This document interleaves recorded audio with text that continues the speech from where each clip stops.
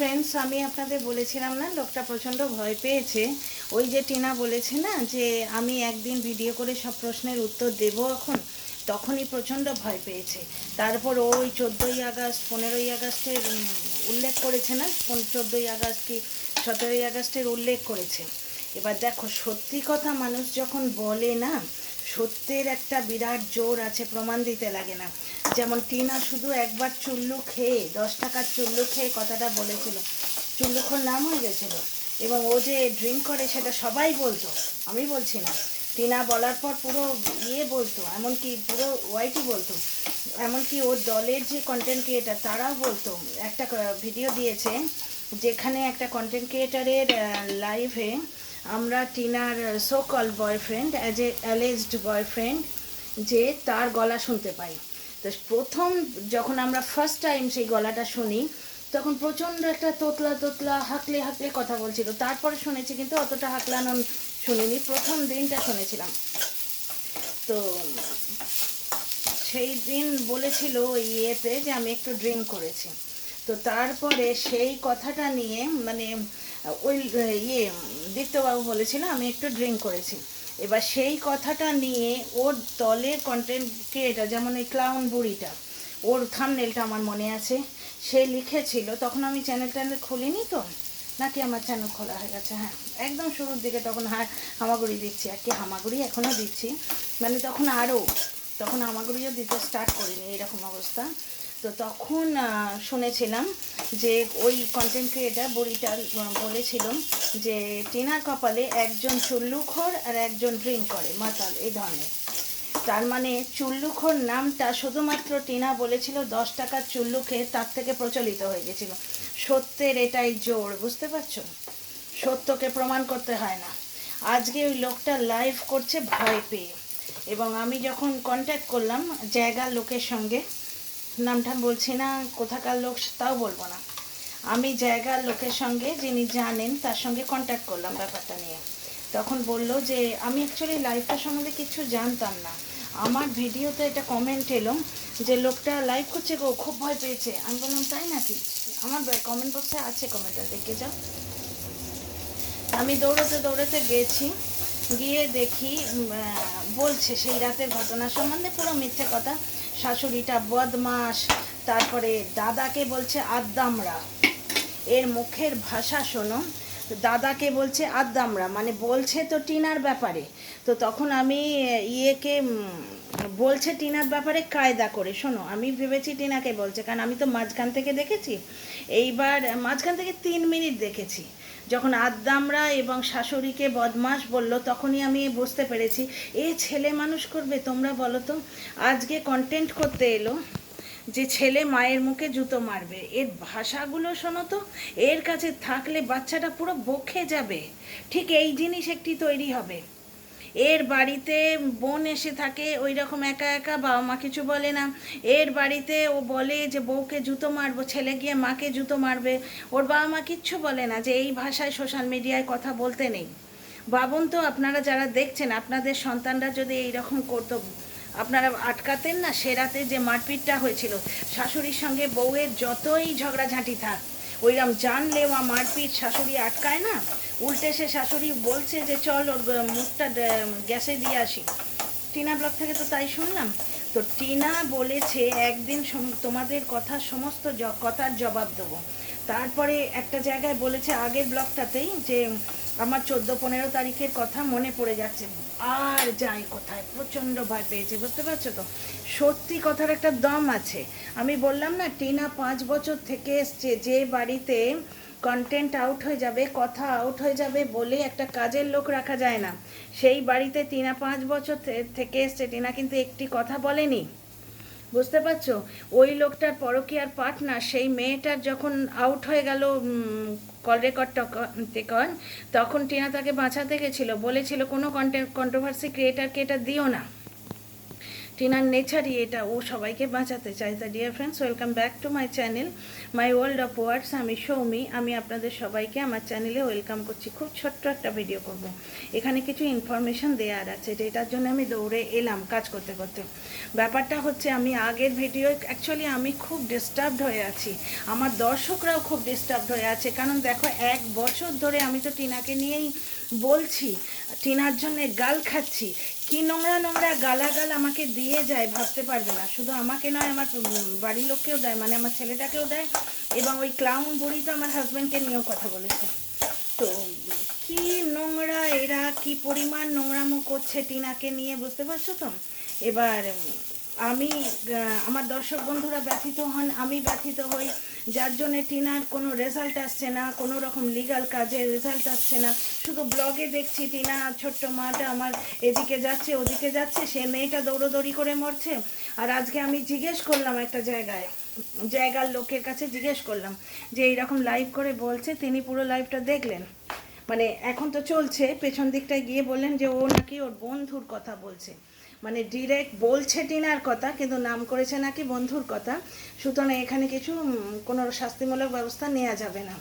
তখন আমি ওই আর একজন আছে না, যে মারবো ধরবো 24 ঘন্টা, ও ছাড়া কিছু করতে পারে না। কখনো নিজেকে মারে, কখনো শূন্যে ঘুষি ছোড়ে, কখনো চুল খোলে, কখনো চুল বাঁধে, এই গরমে ঘন্টা দিয়ে আসে, কখনো টিকলি পরে, মানে কি যে করবে সে বুঝতে পারে না। কিন্তু ও টিনাকে ভার্বাল অ্যাবিউজ করেছিল, মারবো ধরবো, চুলের মুঠি ধরে ঘুরিয়ে, ও তো সবাইকেই বলে। ওকে কেউ সিরিয়াসলি নেয় না এই জন্যে এখন।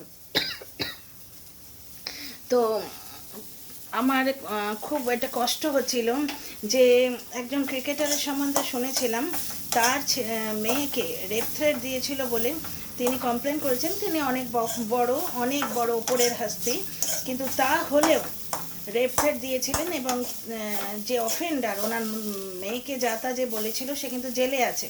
অত্যন্ত ব্রাইট একটা স্টুডেন্ট, কিন্তু সে এখন জেলে আছে। এইবার আমি, আমার একজন বন্ধুর হাজব্যান্ড আছে, আমি আমার বান্ধবীকে জিজ্ঞেস করলাম যে একটু জিজ্ঞেস করতো এইরকম কেসে কি করা যায়।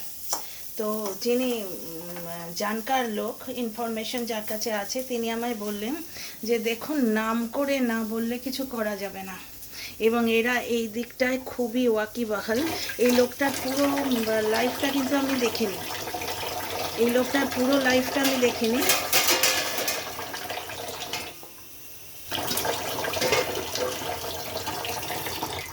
আওয়াজটা হচ্ছিল বলে তুমি চুপ করে গেছিলাম। এই লোকটা পুরো লাইফটা দেখেনি, এ নাকি এর বন্ধুর নাম করে বলছে, এটা আমি জানি না। তো আমি সঙ্গে সঙ্গে ওনাকে ফোন লাগিয়েছিলাম, আমি বললাম এইরকম করে বলছে, শাশুড়িকে বলছে, বদমাস বলছে। তো টিনাকে তোমরা বুঝতে পারছো তো, প্রচণ্ড ভয়ে আগে ভাগে ঠাকুর ঘরে কেড়ে, আমি তো কলা খাইনি, সেইটা করতে এসছে, বুঝতে পারছো তো। তো কিন্তু শাশুড়িকে বদমাস বলছে, তার মানে এর নিজে উলঙ্গ হয়ে যাচ্ছে, এর বাড়ির শিক্ষা দীক্ষা, এ তো নিজে 8 পাস, কিন্তু অনেক মূর্খ লোককে আমি দেখেছি কি সুন্দরভাবে কথা বলে। 8 পাস হলে কিছু এসে যায় না, অনেকেই শিক্ষার সুযোগ পায় না, কিন্তু এ মানুষটাই খারাপ মানুষ। না হলে শাশুড়িকে বদমাস, আর ভাষা শোনো, বয়স্ক মানুষ তো, না হয় টিনার মাকে বলছে না কায়দা করে, বলছে তো টিনার মাকেই কায়দা করে, হয়তো অন্য লোকের নাম নিয়ে বলছে। আদ্দামরা একটা লোকের সম্বন্ধে বলছে, আদ্দামরাটা এসে এই ভাষা, এর কাছে ছেলে থাকলে ছেলে মানুষ হবে, ছেলে ওই আদ্দামরা তৈরি হবে, বুঝতে পারছো তো। সবাই মিলে আশীর্বাদ করো টিনার ছেলে যাতে টিনার কাছে চলে আসে, কারণ এখন আমি ব্যাপারটা অথই জলে দেখছি। তো যাই হোক, মানে কোনো পাচ্ছি না। সেই ফার্স্ট শুনানির পর সেই হাইকোর্টে যাওয়া হলো, তারপর কিন্তু আর কিচ্ছু পাচ্ছি না দেখতে, এবং কোর্ট আপে কিচ্ছু পাচ্ছি না। রিট পিটিশনে তো তাড়াতাড়ি হয় জিনিসগুলো, এত দেরি হচ্ছে কেন? রকেট সায়েন্স লাগছে আমার কাছে। তো আমি জায়গার লোককে জিজ্ঞেস করেছিলাম, তিনি বললেন যে যেহেতু নাম করে বলছে না, সেই জন্য কোনো অ্যাকশান নেওয়া যাবে না। যেমন ওই যে আমি আগের ভিডিওটাতেও বলেছিলাম, অ্যাকচুয়ালি আমি এবং আমার দর্শক বন্ধুরা টিনাকে খুব ভালোবাসি। এটা নির্যাতিত মেয়ের প্রতীক, তাকে কিভাবে নির্যাতন করা হয়েছে এবং স্টিল নাও তাকে কিভাবে বেঁচে খাওয়া হচ্ছে, তার পরিবারকে। শাশুড়িটা আরও বদমাস, দাদাটা আদ্দামরা, এগুলো তো সিম্বলিক, বুঝতে পারছো তো, বলছে কাকে বুঝতেই পারছো তোমরা। এবং সব থেকে ব্যাপারটা হচ্ছে যে তোমরা যদি কমেন্টগুলো যে আসছে সেগুলো যদি ফলো করো তাহলে বুঝতেই পারবে ও কাকে বলছে। বুঝতে পারছো তো?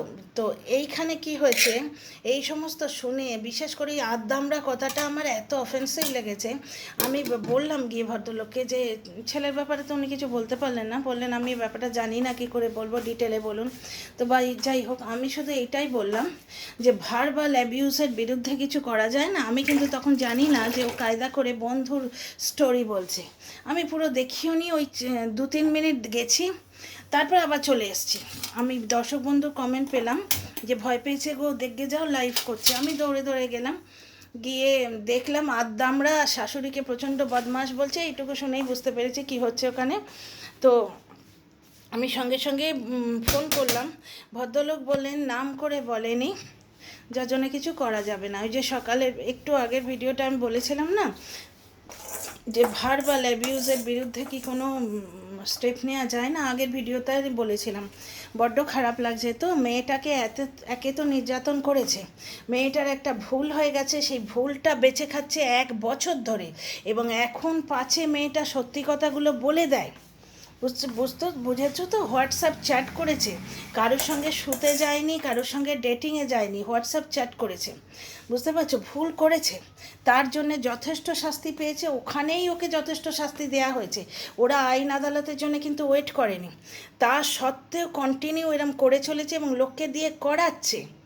বুঝতে পারছো? বেশ কিছু ক্ষেত্রে তুমি বুঝতে পারবে, তোমরা বুঝতে পারবে যে ওই লোকটার আধিক্যতা রয়েছে, লোকটার পিঠ চাপড়ানি রয়েছে, তাই কিছু মানুষ এত দূর যেতে পারছে। আর উদ্দেশ্য প্রণোদিত দর্শক তো বুঝতেই পারবে, তোমরা বুঝতেই পারবে। টিনার কমেন্ট বক্সে, টিনার বান্ধবীর কমেন্ট বক্সে জেনে বুঝে, এমনকি নিজের দিদি, অন্নদাত্রীর দিদির কমেন্ট বক্সে দর্শকদের লেলিয়ে দেয়া হতো। বুঝতে পারছো? সেই সুদূরের বন্ধু বলে সন্দেহের তীরটা সৌমালির দিকে দেয়া হলো। আর যেই সৌমালির দিকে তীরটা দেয়া হলো, সঙ্গে সঙ্গে দর্শকরা গিয়ে তাকে বলতে রইল। দর্শকরা ভেবেও দেখলো না যে ব্যাপারটা কী। বুঝতে পারছো? তো যাই হোক, এই ভিডিওটার আমার মধ্যে কথা হচ্ছে ওই লোকটা প্রচণ্ড ভয় পেয়েছে, পাছে টিনা সত্যি কথাগুলো বলে দেয়, ওই জন্য লাইভ করে কিছু কাঁচা কাঁচা মিথ্যে কথা বলতে এসছে। এবং আমি এটা রিপোর্ট করেছিলাম, আমার জানাশোনা যিনি আছেন ওনাকে রিপোর্ট করেছিলাম। উনি বললেন যতক্ষণ না নাম করে বলছে ততক্ষণ কিছু প্রমাণ করা যাবে না। বুঝতে পারছো? এবার ব্যাপারটা হচ্ছে যে ধরো যে কন্টেন্ট ক্রিয়েটার টিনাকেই টেম্পি বলে ডাকে, এটা তো প্রুভ করা যায়। আমি জানি না আইনের মারপ্যাঁচ, তবে এইখানে যেটা বুঝলাম, উনি বললেন যে এটা বন্ধুর সম্বন্ধে কায়দা করে বলছে টিনার সম্বন্ধে, কিন্তু বলছে বন্ধুর নাম নিয়ে নাকি বলছে। আমি তো লাইভটা দেখিনি, আমি তো জানি না। তো উনি বললেন যে নাম করে না বললে কোনো আইনের আওতায় সে আসে না। সুতরাং আগের ভিডিওয় আমি যেটা বলেছিলাম যে ভার্বাল অ্যাবিউজের এগেনস্টে কি কিচ্ছু করা যায় না, তার একটা জবাব হচ্ছে এইটা যে নাম করে না বললে কোনো আইনের আওতায় আনা মুশকিল আছে। আর দ্বিতীয় কথা, আমি জিজ্ঞেস করলাম কোর্ট কেসে কি বড্ড খরচা হয়, বললো তো, উনি বললেন তা তো আছেই। আমিও ডিরেক্ট জিজ্ঞেস করলাম না যে স্যার কতটা করে খরচা হয়। আর বোকা বোকা কথা হবে না, সে তো কেস টু কেস ভ্যারি করে। এমনি জেনারেলাইজেশন তো কিছু নেই, যে জ্বর হলে কোলডেট নাও, জ্বর হলে ক্রোসিন নাও বা প্যারাসিটামল নাও, এরকম তো কিছু নেই। তো ওই কোশ্চেনটা আমি জিজ্ঞেস করতে পারিনি। দুটো কথা জিজ্ঞেস করেছিলাম যে কোর্ট কেসে কি বড্ড খরচা হয়, উনি হেসে বললেন তা তো হবেই ম্যাডাম। আর ওই ব্যাপারটা তো বললাম, ভার্বাল অ্যাবিউজের বিরুদ্ধে স্টেপ নেওয়া এত সোজা নয়, যদি না প্রুভ করা যায় কথাগুলো তাকেই বলা হচ্ছে। আমি আগের ভিডিওয়ে বলেছিলাম বলে তাড়াতাড়ি তোমাদের জবাবটা দিতে এলাম।